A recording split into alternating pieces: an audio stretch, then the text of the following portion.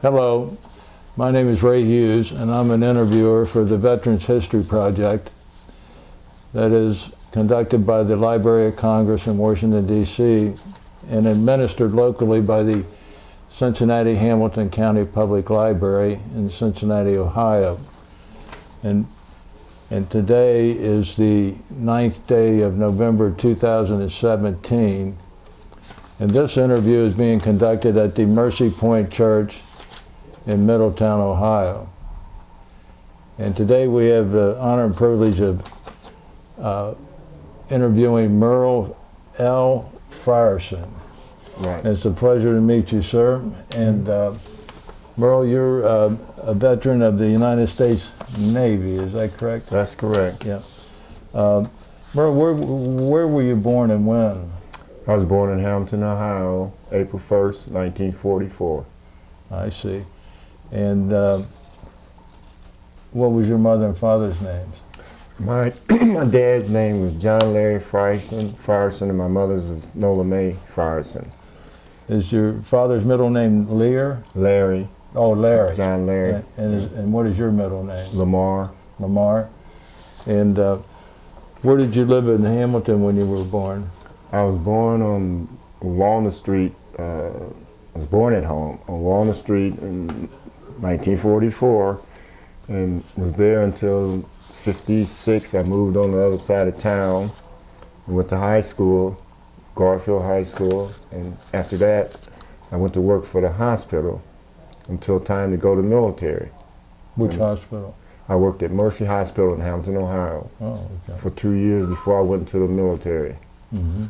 And went to the military after that and ended up going to submarine school, which I had no idea I was going to go to. Well, let's go back a little bit then, if you will. What did your dad do for a living, Merle? He worked in the foundry. The foundries in Hamilton has been gone. One of the foundries that all the older guys used to work in, you know. Sure. Now something in Hamilton. I know he's on 3rd Street. I know that. But did your mother work? she did domestic work. I see. And did you have brothers and sisters? I had 7 brothers and sisters. 7? 7 brothers and sisters. I see. I had 5 sisters and 2 brothers. Who was the oldest? I have a sister that's she was born in 39, so it was 78. Yeah. And then I have a sister behind her that died. And I had another sister after her, and then me. Okay. And then so you're right about in the middle then. Yeah, first boy. Yeah. Did I ask you what grade school you went to? I went to high school, 12th grade. Yeah. What high school did you go to? Garfield High School. Oh, I think I asked you that. Now you got. Yeah, Garfield High School in Hamilton, Ohio. Did you have any employment or do any work while you were still going to school, high school? Oh no, I didn't. No, I didn't. Didn't employ. Just summer jobs, cutting grass and stuff like that. Nothing. And after you graduated from high school, what did you do? I went to work. I see. Where'd you go to work at? Mercy Hospital. Right. You know, my mother was 8 of us. My dad died when I was 10. So my mother raised 8 kids on her own. You know, she wouldn't accept welfare or any assistance. So she worked 2 jobs. Excuse me. She worked 2 jobs for years. And like I say, we've been here talking about playing sports. My mama never got to see me play basketball, but one time, because she worked. Yeah. And you know, it just, I wish I could get that game back that she was there, Mom and Dad's night game. You played basketball in high school? I see. You want to tell us anything about that? I used to think I was pretty good, but you know, that's. How tall are you? I was 6'4" then. I'm 6'1" now, because I got a head trauma and my neck is, my vertebrae is fused together. I can't stand up straight. Oh, okay. I can't even lay down. I have to have something under my neck. And what positions did you play in basketball? Center. Center, yeah. Did you play all 4 years? No, I broke my toe in the sophomore year, so I didn't play but junior and senior year.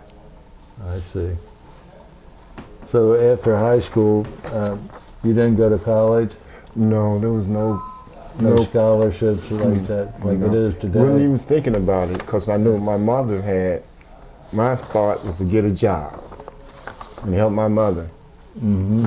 So I didn't even think about college. I wish I had, but there back in them days there was not much help that you could get to go. Like they get scholarships, grants. We never heard of that when I was coming up. So where did you go to work first then? After high school. Mercy Hospital. Mercy Hospital. And what did you do there? Cook. A cook? Mm-hmm. And so that's the year you graduated from high school would have been about... I graduated in 62. 62. I went there 63 to 65. I went in the military in 65. I see. Were you drafted or did you join? I joined, but I was, I got some papers. Went to the branches, the recruiters, and I talked to the Navy recruiter, and I was thinking about going to the Navy, and he told me I was pretty close to the draft, and that if I got any papers, don't open, call him, and that's what happened. Don't open them? Mm-hmm. That's what they said, don't open. I didn't open them. I took them to him, he called the Army, and told him I was joining the Navy. And they said, okay. Okay. And so you actually joined on August the 1st of 65. Mm-hmm. Where did you go to? Where did you join at? In Hamilton or? Yeah. Mm-hmm. Joined Hamilton. Took the test in Cincinnati.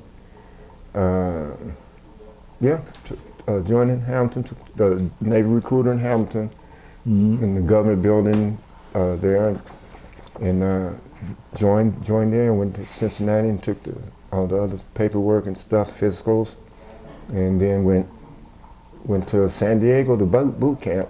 How did you get out to San Diego? Well, it was in August, and I didn't want to go to. It's only 2 recruiters for Navy. That's Great Lakes and San Diego. Well, I know about Chicago. I had a sister that lived there. Cold. I didn't want to go there, so I went to California and went to boot camp. And when I was in the boot camp, I never dreamed I'd be going on a submarine.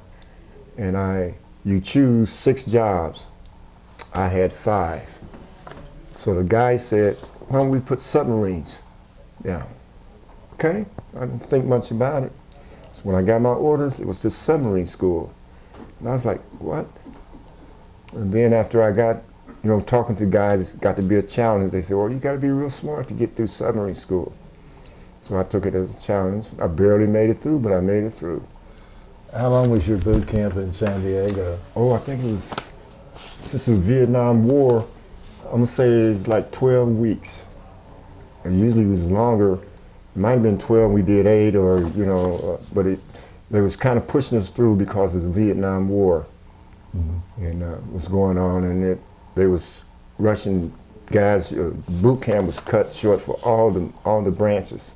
I see. And somewhere in your boot camp, then you were assigned to go to submarine school? Yes, And where was submarine school at? Groton, Connecticut. Oh, okay. Did you get to go home on leave first? Well, yes. Mm-hmm. And your mother was still living then, but your father had died when you were 10. So, and how long did you spend home? 30 days. 30 days. Was your mother glad that you were in the service, or did she have some worries? She had some worries, but she was all, for it. I remember they was telling me that when we went on patrol one time, she contacted the Red Cross because we couldn't tell when we was going, and she thought something had happened to me, and they sent her, got in touch with her and let her know that I was okay. They said I was on a mission, and so she never questioned it after that. When I would go to see, she didn't hear from me, she figured I was on patrol. Yeah. Okay. So, how long was submarine school training? I went there in October. 5, 6 months, something like that. I went there in October, I think got out in February or March. Submarine school, and it was kind of different because when you're going to school, you didn't have no homework. Nothing could leave the classroom. See, that's what, you couldn't study nothing. All you do, you went and you listened to the instructors, and then you had to retain that. It was all classified, is that why you? Okay. Right, all classified. Yeah. We've had guys that would write certain things on their cuffs and got caught and kicked out of submarine school.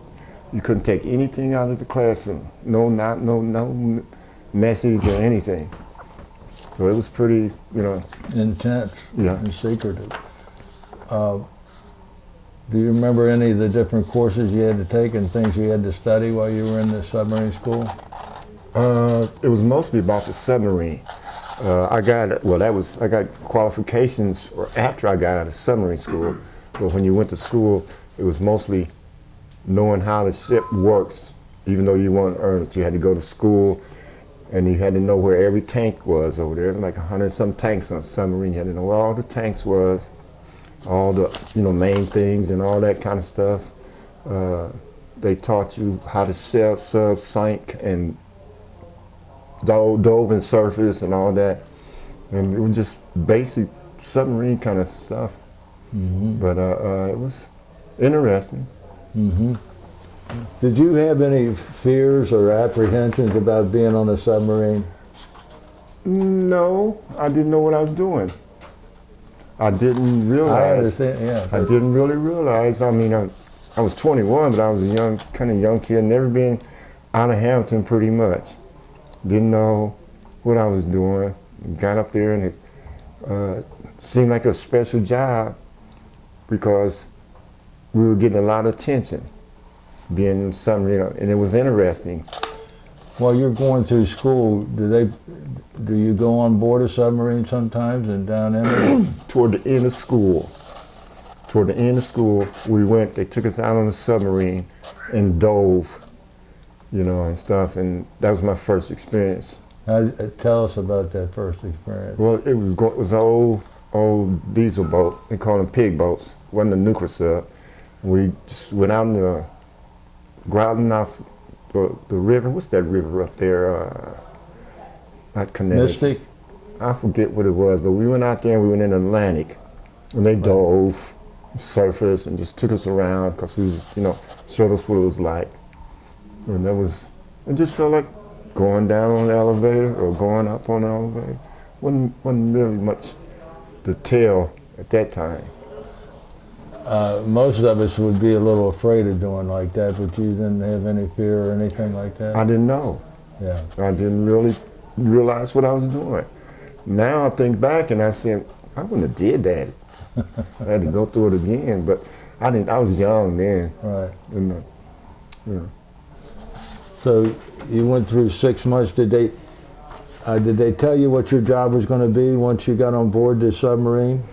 No, usually you have that already established. So usually when you get out of boot camp, you go to school and you get your rate. And then you go to the submarine school. They sent me straight to submarine school without a rate, which means job classification. So I got out of submarine school. They sent me to a submarine. So I go to submarine. I still don't have a rate or anything like that. And torpedo men came open on the ship, and they asked me if I wanted to strike for it. So I said, well, yeah. So then I ended up on job training and got to be a torpedo man. OJT, on the job training. And what's a torpedo man do? He maintains torpedoes, and we also handled ASROC, Mark 45 torpedo. That was a nuclear torpedo. ASROC was nuclear. ASROC was anti-submarine rocket. It wasn't a missile, it was a rocket. And we took care of it. I got some refresher course diplomas where I went to nuclear warhead school off in Coronado Island, off the coast of San Diego. I got a couple of refresher courses out there. I got to see, what's that old, Big Boy, Fat Daddy, the two bombs that was dropped on Hiroshima and Nagasaki. Yeah. I call them Fat Boy and Fat Man and Little Little Boy and Fat Man. Yeah. Got to see replicas of them. The big old thing looked like a small car. Where did you see the replicas of those at? Coronado Island off the coast of. Oh, they have them there. Huh? Mm-hmm. Yeah. Same image, just like big old things. You're like, Fat Man was the first one, and Little Boy was the second one, I think. I can't remember. Big yellow. Big old bomb. Yeah. So after graduation, then you don't really know what your job is yet, and you're assigned to a submarine. I'm assigned to a USS Stonewall Jackson. That's a fleet ballistic missile submarines. A three? It's a fleet ballistic missile submarine. Fleet ballistic missile. Yeah, submarine. carried 16 missiles. And they carried a nuclear missile also. You 16 say? nuclear missiles. 16 nuclear missiles. And they carried 21 torpedoes. I can't tell you really the breakdown, but we had so many Mark 45s. Those was nuclear torpedoes. Then we had regular torpedoes, conventional torpedoes. Mm-hmm. And they said that in the nuclear submarines carried the ballistic missile, one submarine had more firepower than all the bombs dropped in World War II. That's hard to kind of believe. Yeah, because you Guadalcanal, right. Coral Sea, all that. You know, you're thinking all them bombs, and just one submarine. Yeah. So, when did you, after your school, when did you get assigned to your first submarine? And your first submarine was a Stonewall Jackson? Yes. I was assigned to that when I got graduated out of school. And that would have been in 1966 sometime. Mm-hmm. Yeah. I think you said sometime around February or March. Right. Got out of school in February or March. So it's kind of hard to remember, get them close. I can kind of get them a little close, but. Where was it at when you went on board? Well, our duty station was Hawaii. The sub was in Guam. Okay, FBMs carried two crews, a blue and a gold crew. The sub stayed in in Guam. We were stationed in Hawaii. When the other crew had the sub 3 months. When we got ready to take it, we would fly to Guam, have a change of command. They would fly back here for 3 months. Then we would take the sub, refurnished it, put food, all that on it, fix anything that's wrong. And then we'd go to sea for 2 or 2.5 months. We'd go submerged. Because once we dove, we never come back up until it was time to come in. You know, so that was by my indoctrination. And the first time I ever went out, I was in Guam, and we started out to sea, and there's a big Russian trawler going back and forth across the bay, you know. And I said, "What is that?" They said it's a fishing ship, but it's an electronic ship. So the most exciting thing, the captain would go right at it, and when we get out to harbor, he'd dive and go up under it. And then they would turn around and try to catch us, and we would lose it. That was every time we went on patrol, that we went through that scenario. We would just dive under it, it would turn around and chase us so far, and they would, couldn't keep up with us, we'd lose them, we'd come, but they'd be right back there. They did, what they was doing was seeing who came and left on submarines, because most of the West Coast subs at their FBM, they was down in Guam. And I didn't realize, now is this a nuclear submarine also? Mm-hmm. Okay, so I don't understand that, but I guess as far as fuel, they can run for years? Yes, you got the reactor. Yeah, a nuclear reactor, and they can just run for years. Only thing about a sub, the hindrance is can't carry enough food. Right. You walk on your food. When we load that submarine up, it's no space nowhere. They got canned goods all over the deck. You'll walk over and stuff like that, but the cooks had set it up where stuff that you were walking on was the first stuff they would be cooking, you know, to get it out the way. But we had a freezer on there, and if you died out there, you'd be in the freezer. Exactly. They would not take you. You were not coming off patrol. That's the reason we couldn't. We had to go to the dentist. We couldn't go out to sea with our wisdom teeth. Had them pulled when they wasn't even coming in. You couldn't, you know, you couldn't do nothing. If you died out there, you were gonna be out there till your patrol was over. I'll be. You know, that was the name of the game. This is really interesting. You know, these are things that none of us landlubbers know about. It's the truth. It's the truth. Yeah. Yeah, you get out there, you out there, and you don't get to make up. Like I remember one time I was on the other submarine, and we went out there, and one of the sub had problems. So you got a certain time that you stay out there. So you have to take. We had to come back in early. We had to stay, but then you don't get that time off of your next patrol. Like it never happened. So, your first patrol, then they flew you from Hawaii to Guam, and are you said blue and white? Blue and gold. Blue and gold. There's two. So you're blue. I was gold crew. I was gold, on gold crew. Gold crew. Okay. Yeah. And so, did you get to spend any time on Guam without being on board the? Well, you know, we Stonewall Jackson.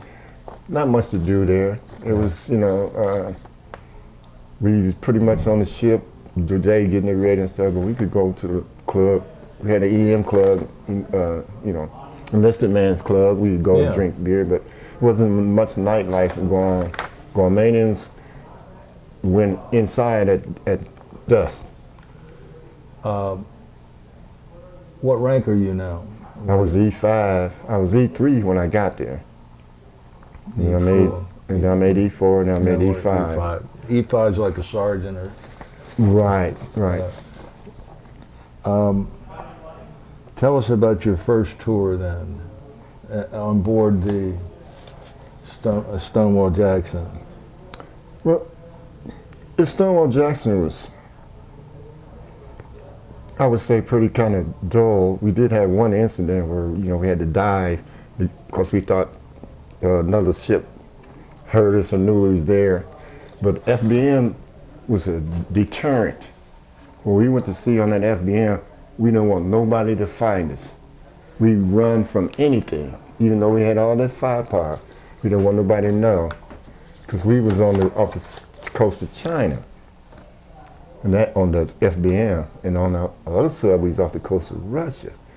But the other submarine was completely different. It was a anti-submarine submarine. It looked out for other submarines. See, Russia and China, they want to know where our FBMs are, because if we go to war, What's that stand for? Fleet Ballistic Missile, Okay. they would, if we went to war, they would, like they said, we fired a missile, we had 20 minutes to get away. And so we tried to stay hid, they trying to find us where we at so they can shoot us, sink us before we could fire missiles, because we fire from underwater. You know? And so they was constantly trying to catch us, follow us, see what we were doing, where we were at. And we heard that we had better submarines, diving, deeper diving, faster, and quieter. So I felt real, I guess being American or American sub, I felt good. I thought we had the best stuff. So I wasn't really worried about it, because we did hear and take pictures of other submarines. Were you actually on two different submarines? You're on the Stonewall Jackson. How do you end up on another submarine? USS Permit, excuse me, we was on a patrol. We come back from the patrol, and the USS Permit needed a torpedo man. The USS Stonewall Jackson had one extra, so they sent me to the permit. I got the transfer of paper when I transferred from the Stonewall Jackson to the USS Permit. Were you on the permit permanently?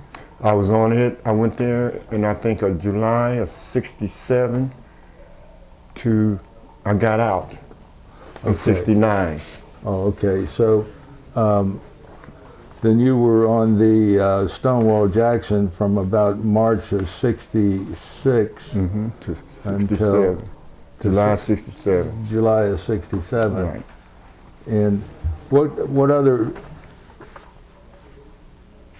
do you call them patrols? Where were you patrolling at while you were on the Stonewall Jackson? We were patrolling the South Pacific. I know we were off the coast of China. Up to pinpoint, I can't really say where we were at, but I know, talking to some of the missilemen, they used to say China was one of our targets for the ICBM, Intercontinental Ballistic Missile. Right. And other than that, you know, that's pretty much all I know. All we did, we went out, we had a certain patrol area. And we patrolled that area, we stayed in that one area so there's a bunch of submarines. And what happened, after you was in a certain area so long, you'd move to the next, like a section.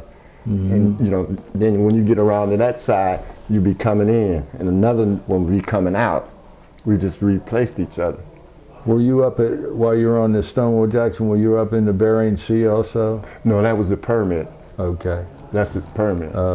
You're mostly in the Southwest Pacific. Right. On the Stonewall. Well, that's all they did, stay down there. And you would stay down 90 days at a time? No, the longest I stayed was submerged was 77 days. We had to sub at least 90 days. Took 30 days to upkeep and do the food and all that. And then we go out to sea, and we usually submerged 62 days. But the one time, other sub had some mechanical problems, had to come in early. We had to stay out there 77 days. How many submerged. How many of those tours of 60-some days did you do on the Jackson? Jackson, only 2. 2, okay. Yeah, because you were 2 tours, I mean, going out to sea 2 times, that's a year. We had the sub for 3 months, then we off for 3 months. Right.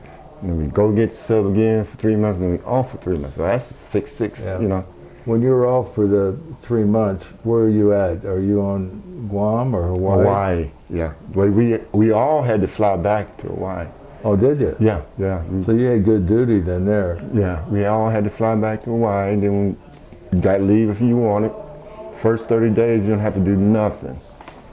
And then the next, 60 days, you had to report and stuff like that. But, Where were you staying when you were at Hawaii? We had a Fort Island. Fort Island? That's, remember Japanese, that's where one that they attacked. Yeah. That's where Battleship Road and stuff was all. For the Arizona? Yeah. You still got the memorial. Right. Yeah. So they had barracks and places for you there. Did you go into town much while you would take the? Every chance. Every chance, yeah. Beautiful place. Oh God, yes. Weather was so nice. Yeah. Yeah. And you were there in '67. Right.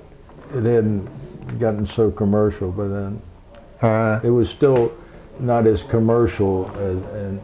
It was expensive. Yeah, it's always been expensive. Yeah, the cost of living was high out there.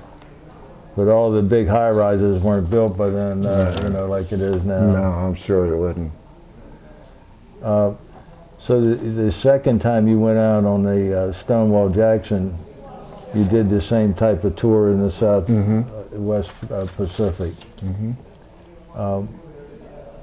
Did you ever have any mishaps or any problems while you were on board the Jackson, the Stonewall Jackson?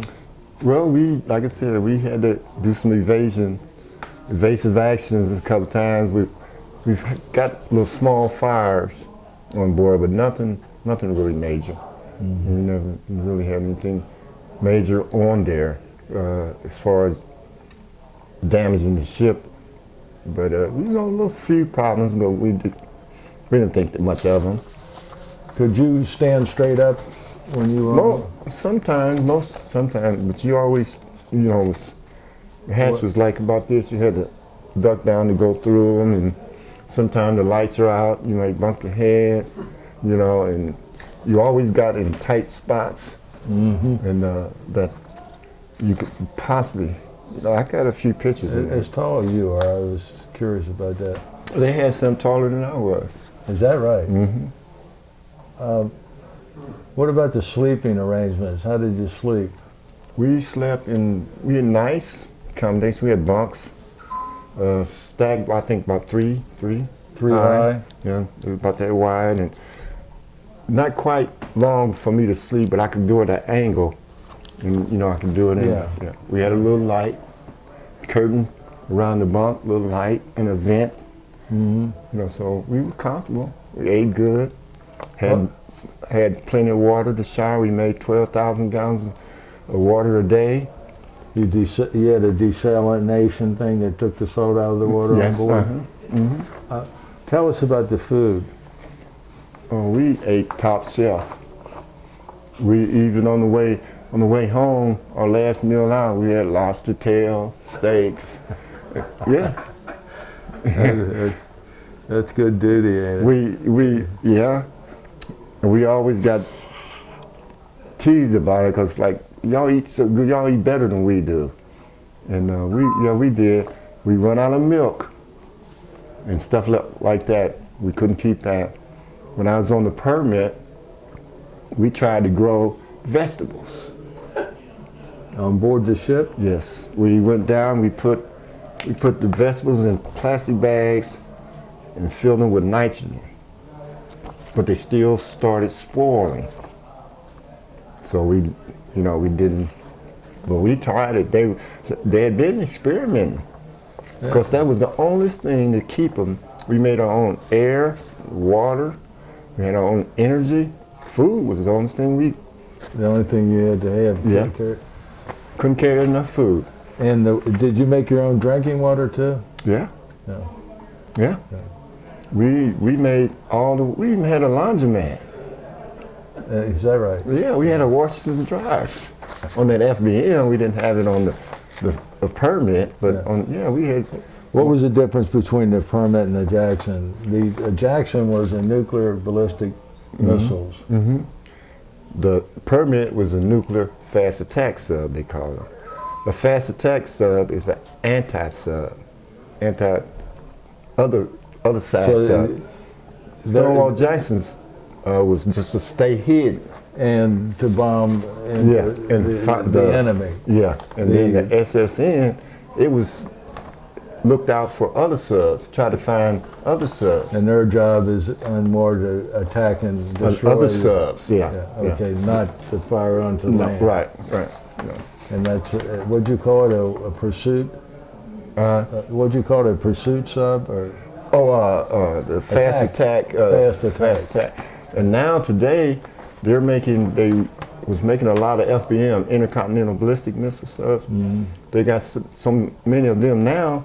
They don't really need them. They need fast attacks. That's sub hunters they're making now. I think the Howe class, a couple classes, they fast attacks. You get a lot of mail and things on submarines and still study submarines a lot? Do you still study submarines a lot and read about them? I watch them on History Channel? Yeah, stuff like that. Yeah. I can relate to some of the stuff that they're doing. I remember when we did that. Well, you went in after the Thresher went down. Mm-hmm. You remember reading about the Thresher or hearing about it, I guess, off of the coast of New Hampshire. Right. USS Permit is a sister ship. Oh, it is. It was built there in Portsmouth also. Them two ships. They only made two of them. Yeah, and it would Thresher and the Permit. When the Thresher, it was a Thresher class submarine. And then when the Thresher went down, they changed that class to the Permit. But they only did them two. See, what was odd about the Permit is that torpedo room was in the middle of the ship. It wasn't in the nose, like all the others. They only made two. They only made two. Torpedoes was in the middle. When we shot torpedoes, they went out at a 10-degree angle. And I remember we had this congresswoman. She's from somewhere up there. She was an older lady. I want to say Mary Chase. I ain't gonna. But anyway, we took her out on a little cruise on the sub. She had a attaché with her, a female officer. We fired a water slug. A water slug is you take the torpedo out of the torpedo tube, you fill it full of water, and you fire it, simulate. Just check the tubes, check everything. And when you fire it, I mean, it's a noise. Boom, boom, boom, boom! And we fired that, and she jumped out of her shoes. I can imagine. Yeah, that noise. You know, you've never been on submarine, you underwater, and you hear all of that. Yeah. And they both of them women, they was like, oh, you can't run, though. You know what? Ain't nowhere to run. Now you were a torpedo man on board that also. And so the permit, that's spelled, how do you spell that? P-R-M-I-T. Same. Yeah, that's named after fish. I never heard of a permit fish. That's why I was going to ask. Right. You. It's a fish. Yeah. Well, they obviously had corrected the problem that they had with the Thresher, where it sank off the coast of Portsmouth. There. The Thresher was supposed to be coming in. That was a new sub. It was supposed to be the best sub we had, state of art, deep diving, quick, fast, silent. And when you build it, you have a little kind of like shakedown cruise. Then you come back to the shipyard and you fix everything that you see. They were supposed to be in the shipyard longer than they were. They cut the maintenance on them. And even though they had some welding joints that they hadn't passed, and that's what broke loose when the sub when the underwater got leaking, and leak is one of the dangers of submarine. Because you get a pipe like that, and if it busts and you down deep, that pipe is like that from the pressure. So, you know, if you're in a compartment and that compartment is flooding and you shut the door, you in there. They're not going to open the door and let you go try to get you out, because the rest of the ship going to sink. Right. You know, the water, just one department, you know, you can usually get away with. So we all knew that. It went down in '63, and you're going in just 3 years, 2.5 years later. Yeah. And you still didn't have any worries. No. That's amazing. I was too dumb. Didn't know what was actually, really I didn't. Didn't have really a thought about being scared. And then later on, when you start diving and the deck doesn't go to the wall. Maybe like 2 or 3 inches of foam all around the deck. All the machine is riding on something. There's nothing bolted to the deck. To vibrate and everything. So when you go down, you hear it pop, buckle, stuff. You get used to it, just creeping, and you be thinking, is this thing gonna hold together? But it's just all, you know. Usually you sleeping, because of the pressure coming against you. Right. Yeah. Right. Like they say, if you went down and tied a rope across it tight, when you get up, it would break. But if you tied up top and go down, it would be sagging. Yeah. What is that? 44.4 pounds per square inch per 100 feet. Don't sound like much, but you know, you start going down a few 100 feet. And that's another question. How deep did you guys go? I've never been deeper than 750 feet. That's deep enough, ain't it? Well, but it was, come to find out, peacetime, that was the limit that you were supposed to go. But wartime is supposed to go anything, and I'm sure if we were in that situation, we would go below 750 feet. But I've never been below 750. I know I've been to 750 feet, because that's where we used to practice emergency blows. See, when Thresher went down, and she tried to blow. What do you mean by blow? You got tanks around the submarine. Right. When you sink, you fill them full of water. make you heavy, you go down. When you come up, you blow the water out, okay? So they got a emergency blow, 4,500 pounds per square inch, I think it is. It blows in these tanks, and you just pop up like a cork. And if you ever seen that submarine that the nose come out of the water, that's what they coming out. They had a blue, and they call that an emergency blow when you do that. And they blew, and they didn't have no pressure, and they just back down. Okay. Till they got to crush death. That's when the pressure outside is so great that it implodes the sub. And nobody's coming out of there. Yeah. Yeah. So you get transferred off of the Samuel Jackson and you are put on the permit. And that happens when? I went to the permit in '67, July '67. July. And where did you go on board the permit at? It was in dry docks at Merle Island, That's California. in California. Yeah. And when I went on first patrol, it was completely different than the Stonewall Jackson.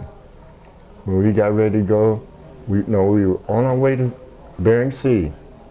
The captain would have a meeting with usually three different sections.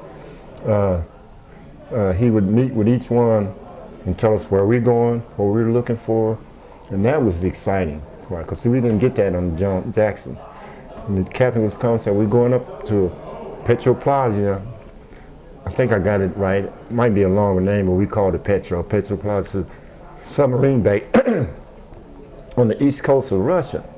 And they was building a new submarine. So we're going up there looking for this submarine, and if we get caught, we're going to say we're testing the sub and the men at sea and stuff. But we couldn't turn the sub over. We had nuclear weapons. Yeah. We all knew, but we could not give that sub up. So, it was just sweet. But going up there and taking pictures of that sub, we followed that sub all the way down past Vietnam, and that's what I got that accommodations for. We followed that sub, and I forget how many thousands of miles. We were the longest trailing on the west coast of following, one ship until they heard us. Because we, every night around midnight, subs come up to periscope depth and stick their antenna up and copy. Every night, every ship gets a message. So when we came up, we had to come up, slow down. That sub got way in front of us. So our message was down the line, but when we finally got the message, we had to come down and we had to try to catch the sub. Faster you go, the louder the noise you make. So we was plugging along, and all of a sudden, we heard them say, they heard us, they're turning around. So then we went out to sea, right down off the coast of Vietnam. We thought they were going down the Indian Ocean. The French was going to explode a nuclear device. So we thought Russia was going down there to check it out. So we were going down there to check Russia out. And when they heard us, they didn't go down there. They went back to Russia. And we went back up there. And they were back up there when we got back up there. And that was pretty much Where was your home base while you're on the permit? San Diego. San Diego. Oh, okay. Yeah. We leave out San Diego and go up to Bering Sea and come back, and when we surface, you look up there, San Diego. We didn't stay on the shore, on the surface. Never. And how long did you usually stay out? Like on the Stonewall Jackson, you stay out about 65 days. How long did you stay out when you were on the permit? Permit was pretty much the same. It just wasn't scheduled, so rigorous schedule. Like we used to, when I was on the permit, we used to say officers that been on submarine, they get submarine pay. But they got to have so many hours submarine to get that money. So every now and then, we'd have to go out for a day or two to take these guys. Yeah, get their book. We used to get mad at them so they could get their money, and we used to think, what were we doing? We gotta go to sea for 2 or 3 days just so they could get the. Well, you got extra pay too, then. Yeah? Oh yeah, yeah. We got submarine pay. They called this hazardous duty pay. It was the same as combat pay, just called different. And how much was that roughly? I can't even remember. Yeah. I don't even tell you the truth, I don't even remember how much it was. Yeah. So, do you have any close calls while you were on the permit? Any events that happened that shouldn't have happened? Well, I don't know if it shouldn't happen. I know I had the hair stand on my neck one time. Excuse me. We were up there and they was having a military exercise. We ended up getting right in the middle of it, and they didn't know we were there. Our country was having it. Right. Okay. The permit was right. No, their country. Russia? Russia was having a military exercise. We was right in the middle of it. And what was so thing about it was you look at the periscope and you could see the Russian ships off and, they wasn't right up on you, but off. And you could see the topside watch looking with binoculars. And you like, look down, man. We don't want them to look down. Yeah. But you just thinking, if he just looked down, he might see us. But they didn't know who we were. That was one of the things, was I stood on my neck, hair on my neck, stood up. And I remember seeing, we knew they were going to fire some kind of projectile. So we were up there to take pictures of it. You take a camera and hook it to the periscope. So they could do everything that comes through the periscope. We even had small monitors in the control room where you could see what the person on the periscope was looking at. Okay. So we went up there and we seen this barge, and it was just sitting there. We rode around that barge for almost 3 days at periscope depth, 5 miles an hour, and just waiting. And I'm on watch, and all of a sudden I heard the officer, they did it.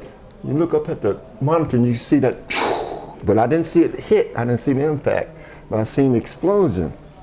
And he calling the captain, they did it, it's fired. So they probably knew what they were firing, but we didn't know. We it was just things like that happened. Did you rock inside? No, we were a little ways away, So did you get out of that area then, or what? No, we stayed around. We was bold. I'll say. I mean, we go up there and we come up periscope depth and take pictures, and get bearings from the land, Yeah. We used to do all that kind of stuff, and I felt confident that we were badass. I mean, I did. I was young, and So, on the nuclear submarine, you fired your missiles from the sides or the nose? Well, we didn't have no missiles on the fast attack. That was I meant on your nuclear one. Or are they both? Both are nuclear. Oh, both are nuclear. Okay. Right. One had carried missiles, and the other one don't. Yeah, the one that carried missiles, they fired from the side or no? They're on the top. They got a missile deck. So that's the difference between a fast attack and the other one. The difference in the length is just that missile compartment. And it's all fired from on the deck. Yes, fired. We had 16 missiles, eight, and we fired them from underwater. You could fire them from the sea. From surface, and they were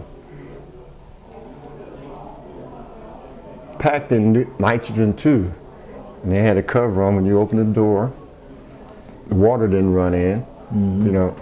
The water, they had a diaphragm over it. When you fired it, they had minor explosives around that diaphragm. So when the first movement of the missile blew that diaphragm away, the missile would come up, and it wouldn't light until it got out of the water. And then it got out the water, and then you could see it take off. I got a picture of firing a water slug out of a missile tube. We took the missile out, filled it full of water. Right.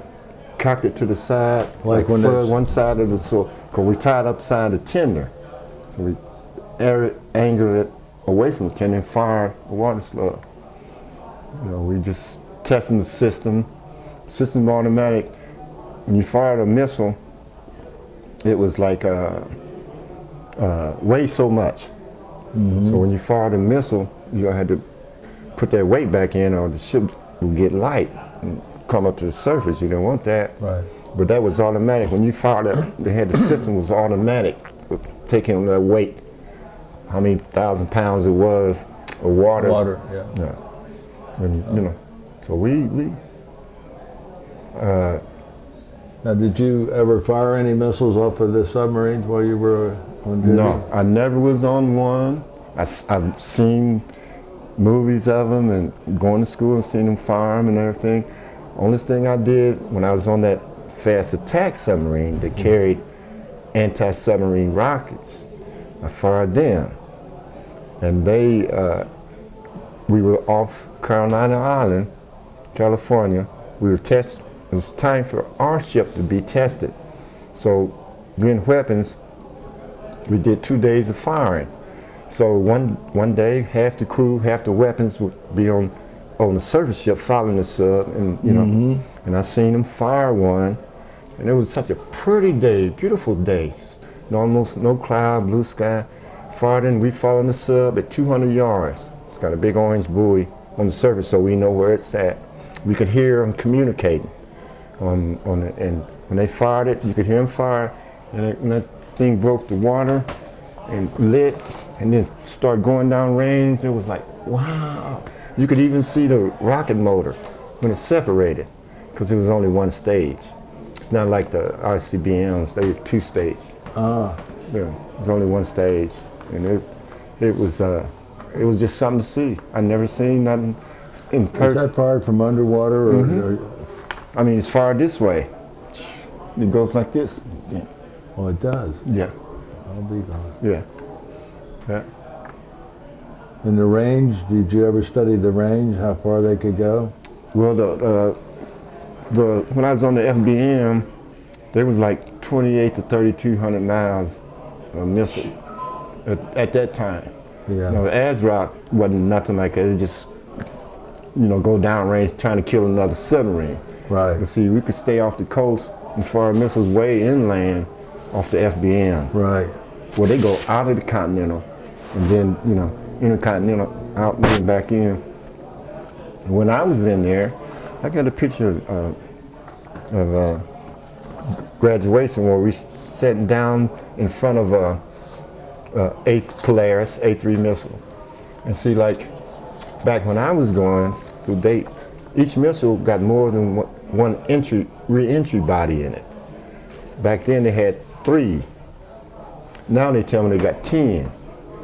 By re-entry body, you mean they can use it over again? No, it means it's not just one body. See, when it goes out of the Continental and it comes back in, say you was fired at Milwaukee, okay? When it comes back in, you could separate them re-entry bodies. They're gonna go to 3 different targets. Oh, really? Yeah, now they got 10. Oh my God. Yeah, they got 10 now. So if you shooting a missile at New York, you can get what they say they got 5 boroughs or whatever Yeah, they call them. get one Oh, of you each. get them all of them. Get all of them. Yeah, Isn't that something? Yeah, yeah. Yeah, it was real sophisticated. Even when you fired them, if you fired them and the sea was rough, you got probes that comes out the sub, just go down in the deck, and it measures the waves.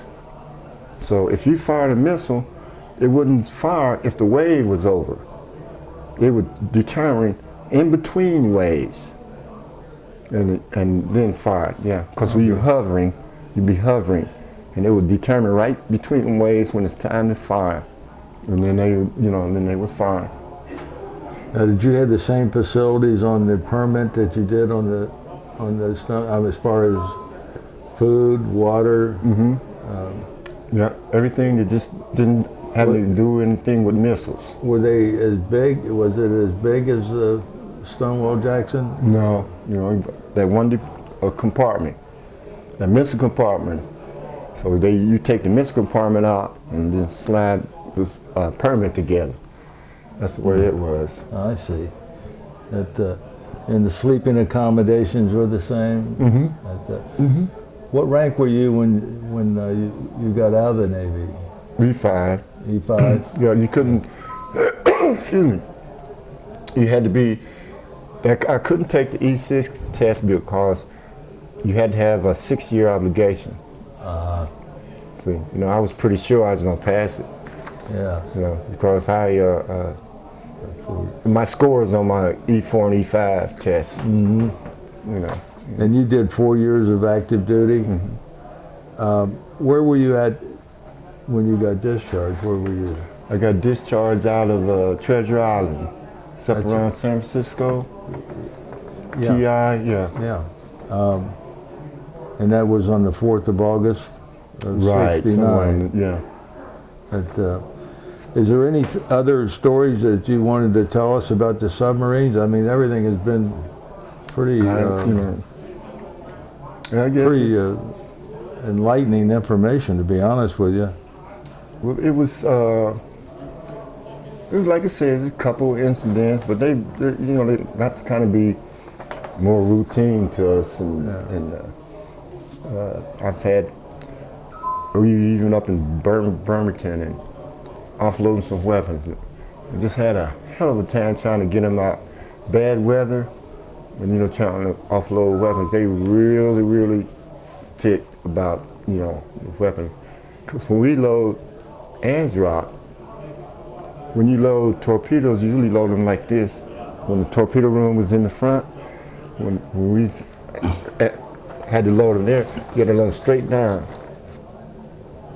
Had to load them straight down. And so the ANSROC had a pointed nose on it. You couldn't let it touch the ground, but you had to get so close. When the crane was letting it down, you was pulling the nose up and stuff, and you had to be real careful. Oh, I can imagine. Because if we hit that nose, we were gonna have to take it all back off. So it was real. We went through a nuclear test, loading and unloading a nuclear weapon. It took us 2 days, but we done it the fastest than anybody had done it on the West Coast. In fact, our weapons officer got another rank, but they went by a book. Turn this screw, turn that screw. We wouldn't have did that if we wouldn't have took no day to load and offload a rocket or a torpedo or whatever. But when you do them tests, you had to go by book. Did you have much contact with the officers while you were on board the submarine? No, we was right there. We all, it was all one big family. All one big family? Yeah. Okay. Mm-hmm. Yeah. I was going to ask our cameraman, Pat Allen, who's here today, if he had any questions. Just a couple, Ray. Merle, what was periscope depth when you were taking pictures? 60 feet. 60 feet? Mm-hmm. Now, was there ever any reason why you went up on the surface during a tour? We never did. Never did. Only time we surfaced was I was on the FBM, and we came up to periscope depth in a storm. The missile deck is flat. And they said the churning of the waves suck us right up to the surface. We were in enemy waters. The captain was pulling his hair out trying to get that sub down. We flooding negative. Negative is a big tank. He was flooding all these tanks. Flooding, it wouldn't do nothing. Finally, when it did get enough water to go under, it sank like a rock. Then they had to start pumping it out, so it won't go too deep. Stuff like that. We just, we used to that kind of stuff because being on the submarine, we just, Yeah. Well, I would think being 6'4", you'd really have a lot of head banging on that submarine. Well, I got a neck trauma right now, Yeah, but I don't know if they're gonna look at it like that because, but Guys, a lot of guys had gashes, you know, all that on his head. And you said there was a guy even taller than 6'4" on there? Mm-hmm. He was 6'6". What did you do after you got out of the service? Well, I went pretty much, went to work, got a job at Mosley Safe Company, worked there 27 years. What company was it? Mosley Safe Company. Oh, Mosler Safe? Mm-hmm. Okay. What did you do for Mosler? Everything. I mean, I was a welder, machinist, everything. I had a bunch of job classifications, painter, fitter, you know. Were you a certified welder? No, I wasn't nuclear. Those were usually the welders, you know, at Mosley they had welders that only did nuclear welding. We used to do nuclear welding. I wasn't certified to do that welding. So what did you do after Mosler Safe? Well, I went to, after they closed, I got hired at SOS, and I worked there until I retired in 2007. SOS. Southwestern Ohio Steel. It used to be, they changed the name of it. It's out of business too, I think now. Oh, okay. But it was up here in Milltown on Yankee Road. Okay, yeah. Did you ever get married or anything? Yeah, I was married. Got 2 kids, one by my wife, one out of Red Lock. When did you, is your wife still living? Yes. And what's your wife's name? Linda Frierson, And then what was her maiden name? Linda Williams. And when did you all get married? We was together forever. We got married in the 80s. And we divorced in the early 90s. Huh? I said divorced in the early 90s. Oh, you did? Yeah, we were divorced. Where did you meet your wife? I knew her before I went in the military. You go to high school together? Well, she went one side of town, I was on the other side of town. But we was in the same, you know, same little hangouts, teenage clubs and stuff when we were young. So you met her again when you come home from the service? Mm-hmm. How long did y'all go together? We was together 20-some years.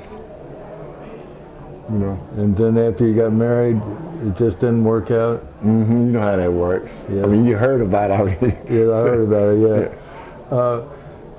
And what is your son's name now? My oldest son, I didn't know I had until I got out the military. But his name was Courtney Scott, and then my son, by her, is named Merle Frierson Jr., Merle Lamar Frierson Jr. Now, do both of your sons live in this area? Yeah, they both live in Hamilton. And you see them all the time? Pretty much. Yeah. What about grandchildren? Yeah, I got 5, 6. Great, I got great. Yeah, that's wonderful. Let me ask you a question, and I mean this as a compliment. Does your son know how intelligent you are? You know, I've interviewed a lot of veterans, and I don't think I've ever interviewed anyone who explained some really difficult subjects as well as you have. I mean,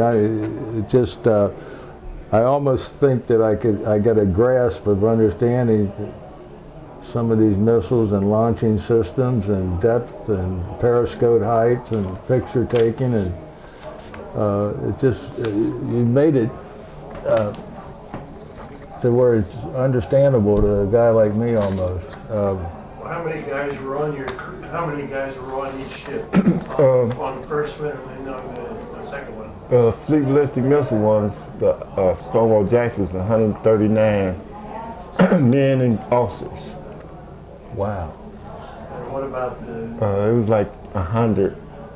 That's a lot of men on a submarine. Right. Well, when I was telling you that we followed that Russian sub, we had